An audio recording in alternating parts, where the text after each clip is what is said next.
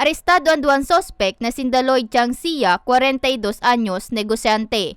Asin si Maria Cristina Ranyola, paglinawan, 37 anyos, online seller. Parehong residente Kampurok 2, Barangay Nursery, Masbate City. Sa ikinasar na bypass operation pasado alas 9 kasubanggi kang pinagsararong pwersa kan Masbate Provincial Police Office, PDEA Masbate, Masbate City Police Station, Office of the Deputy Regional Director for Operations, Regional Philippine Drug Enforcement Unit 5, Municipal Drug Enforcement Unit Cambalud Municipal Station, as in 52nd Regional Mobile Force Battalion 5. Nakuha sa posisyon kanduang suspetsyado ang pigkakarkulong lampas ang 200 gramo ng pigtutubudang shabu o 714,000 pesos ang street value. Sigun kay Police Lieutenant Colonel Ariel Neri, hepe kan Masbate City Police Station, kaiba sa listahan kang high-value individuals ang duwang sospek. Si Chang ang dati naman nasubot na kulong huli sa illegal na pagpapalakop ng droga.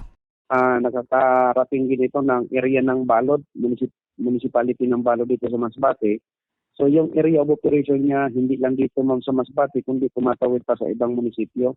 Kaya malaking bagay ito ma'am kasi siya po ang nagbibigay ng susupply ng illegal drugs sa nabanggit ko ma'am na munisipyo.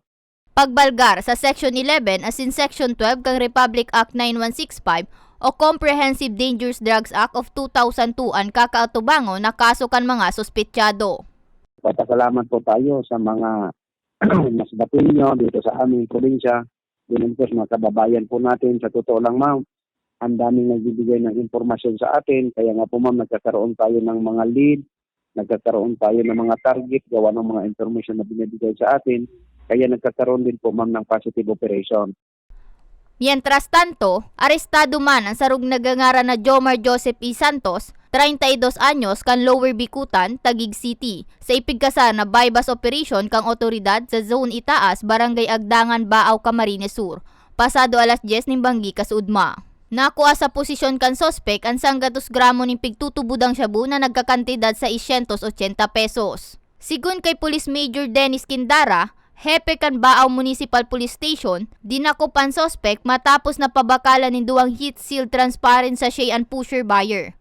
After verification na kinandak natin, na na-release lang, meron siyang kaso ng 2021 sa drugs din, pero na it was dismissed, so nakalaya siya.